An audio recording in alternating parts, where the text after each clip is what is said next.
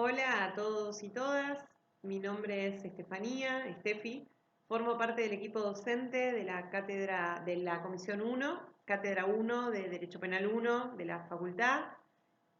Bueno, entiendo que ya han visto los videos de Gaby y de Lu, que bueno, introducen en la cuestión de la organización de esta modalidad virtual de las clases, como también, bueno, los medios de comunicación que vamos a utilizar.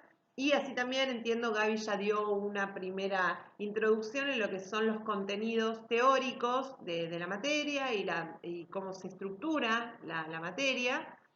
Yo voy a hablar un poco del capítulo 2 del manual de Zaffaroni y Elaje Slocar, donde se estudia un poco lo que es la ley penal y la función de la pena como tal. Se entiende, bueno, que la ley penal está dentro del horizonte del derecho penal, es decir, el derecho penal es un saber interpretativo que lo que interpreta son leyes penales, pero lo que podemos ver es que no existe una sola ley penal, ¿no? El libro nos va a hablar de tres clasificaciones, nos va a hablar de leyes penales manifiestas, nos va a hablar de leyes penales latentes y nos va a hablar de leyes penales eventuales, ¿sí? Las leyes penales manifiestas son aquellas que, como bien dice la palabra, manifiestan un poder punitivo, un castigo, y en la realidad lo llevan adelante, ¿no? Son como, podríamos decir, las penas honestas o más honestas. Por otro lado, tenemos las penas, las leyes penales latentes, que son las que enuncian cualquier función manifiesta no punitiva, pero cuando se aplican, cumplen una función latente punitiva, ¿no? Es como que habilitan la imposición de pena, pero con otro nombre y otro discurso. Y por último, vamos a tener las leyes penales eventuales, que son leyes que habilitan el ejercicio de un poder estatal o no estatal sin funciones punitivas manifiestas, pero que en la realidad habilita, o sea, surge de ellas la habilitación de un poder punitivo implícito. Por ejemplo, se da mucho en lo que tiene que ver con el poder psiquiátrico o también cuando la coacción directa policial se excede, ¿no? Adquiere un carácter punitivo cuando excede lo necesario para neutralizar un daño o detener un peligro en curso, ¿no? Esos son más o menos las tres clasificaciones que se hacen de la ley penal. Después, a lo largo de este capítulo, nos vamos a preguntar el, el para qué de la pena, ¿no? ¿Cuál es el objetivo de la pena?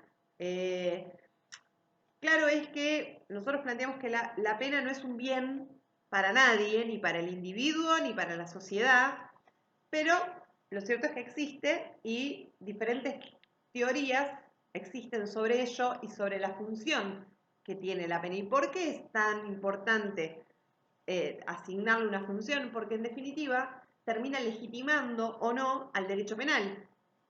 Eh, claro es que no va a existir una sola función y tampoco es comprobable en la realidad que sea para esa función en realidad.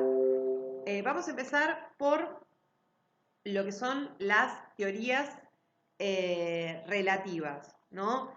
Son las que le asignan, digamos, funciones prácticas y verificables, ¿no? A la pena, o supuestamente, pretendidamente verificables. Por un lado tenemos lo que serían las de prevención general, serían las teorías relativas de prevención general, y por otro lado tendremos las teorías relativas de prevención especial. Las de prevención general están destinadas a la sociedad en su conjunto, ¿sí? O sea, la función de la pena es para la sociedad. Las teorías relativas de prevención especial tienen que ver con el sujeto, ¿sí? Las penas estarían destinadas al sujeto. Dentro de estos dos grupos que estoy mencionando, a la vez existen subclasificaciones, ¿no? Por ejemplo, dentro de la prevención general, de la teoría relativa de la prevención general, existe una subclasificación en negativas y positivas. La negativa es aquella es muy difundida en la opinión común, es aquella que se dirige a quienes no han delinquido aún, porque todos podemos ser posibles delincuentes, y lo que hace es querer generar esa intimidación social de abstenerse de cometer delitos. Sucede que esta teoría está pensada sobre un hombre racional, ¿no? La idea de un hombre o mujer racional, que va a elegir y va a evaluar costos y beneficios. El problema de esto es sencillo. Cuando una persona, hombre, mujer, se encuentra en una situación de vulnerabilidad, de violencia, de hambre, difícilmente uno pueda poner un parámetro, ¿no?, de qué sería un hombre o una mujer racional. Pero bueno, la idea de esta teoría es generar un miedo en la sociedad para que no cometa delitos. Otro de los problemas que tiene esta teoría es que generalmente a quien se termina criminalizando, se lo termina criminalizando de más por el solo hecho de intimidar a los demás, ¿no? Termina siendo una especie de chivo expiatorio, ¿no?, de muestrario, sobre todo con esto de los medios de comunicación, para generar una conciencia social de abstenerse de realizar esa conducta. Por otro lado, en el mismo grupo tenemos la categoría de positivas, es decir, estaríamos hablando de las teorías relativas de prevención general positiva. Esta teoría se basa en una reafirmación del sistema, ¿no?, de lo que sería del sistema penal, ¿no? Lo que intentaría es generar esta cuestión de confianza en el sistema social. Es como una especie de, ustedes lo van a encontrar, de etización del derecho penal. Es decir, el poder punitivo vendría a reafirmar los valores éticos sociales mediante el castigo. Se fortalece la conciencia jurídica o se pretende fortalecer la conciencia jurídica en la población. Por otro lado, tenemos los subgrupos dentro de la prevención especial, teorías relativas dentro de la prevención especial. Dijimos que la prevención especial son las destinadas, son las penas pensadas para el sujeto y no para la sociedad. Dentro de este grupo también vamos a tener un subgrupo positivo y un subgrupo negativo. Vamos a empezar esta vez por la prevención especial positiva, que lo que refiere esta teoría es que la pena termina siendo un bien para el sujeto que la sufre. No sé si han escuchado hablar, seguramente sí, de la idea de resocializar, reeducar, reinsertar. Bueno, estas son las ideologías que pertenecen a esta teoría, que lo que esta teoría propone es, bueno, mediante la aplicación de la pena, la persona va a lograr reinsertarse en la sociedad. ¿Cómo lo va a hacer? Atravesando un periodo privado de la libertad en una institución carcelaria, por lo general. Con lo cual es un poco contradictorio porque bien es conocido que la persona cuando ingresa en una institución penitenciaria, le hace una institución total, ¿no? Es como que se retorna a un estadio anterior. Si una persona adulta ingresa a una cárcel, posiblemente sea tratado como un niño, como un adolescente, donde no puede tomar decisiones por sí mismo, donde no controla su tiempo, donde va a existir una calidad paternalista por parte de la institución. Además, otro de los puntos cuestionables es el rol del Estado, ¿no? Es el Estado quien aplica a través del derecho penal, del sistema penal, la pena. Perfecto.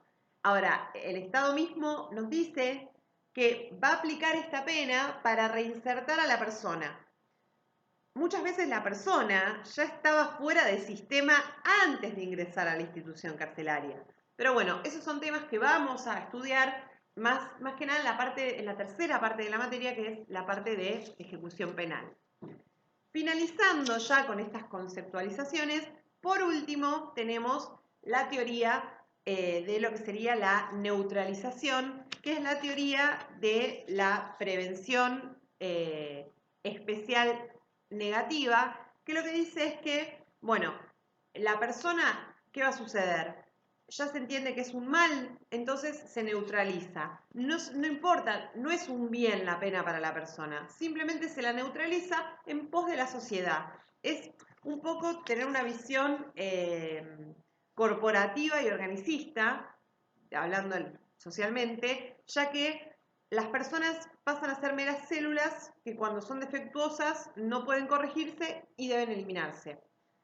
Pero bueno, dije que era la última que iba a explicar porque en realidad la postura que toman los autores que vamos a leer y que tomamos nosotros vamos a partir de un concepto negativo y agnóstico de la pena. ¿Por qué? Porque no creemos en ninguna de las teorías que acabo de explicar, ¿sí? Entonces, lo que nos vamos a plantear es que la pena, primero, agnóstica, ¿por qué? Agnóstico es algo, o sea, agnóstico significa que no se cree en nada. Y eso es importante porque se desvincula de esta manera la pena con Dios, básicamente, ¿no? No es una concepción de ateísmo, sino que es una concepción agnóstica, con lo cual va a descreer de cualquier función que se le quiera asignar a la pena. Y negativa tiene que ver con que la pena es considerada una coerción que impone una privación de derechos o un dolor que no repara ni restituye, o sea, la está definiendo por exclusión, y que tampoco detiene las lesiones en curso o neutraliza los peligros inminentes, ¿no? No tiene entonces función positiva la pena. La pena no es un bien para nadie, ni para la sociedad, ni para el sujeto. Lo que también se señala es que, bueno, que es en el plano de las agencias de reproducción ideológica, que es la academia, que es la facultad, la universidad, es donde se está librando esta batalla, ¿no? De decir, bueno, se puede descreer de las funciones que se le asignan a la pena. Porque ¿cuál es el principal problema? El principal problema es que no hay una verificación fáctica en la realidad. Todas estas teorías son teorías en un marco teórico, en un marco discursivo, pero no pueden comprobarse en la sociedad, digamos, fácticamente. Así que bueno, más o menos una explicación de lo que tiene que ver con las funciones de la pena, de por qué es importante asignarle una función a la pena y también de la clasificación de los tipos de leyes penales con los que nos vamos a encontrar. Bueno, nos veremos en el próximo encuentro virtual entonces.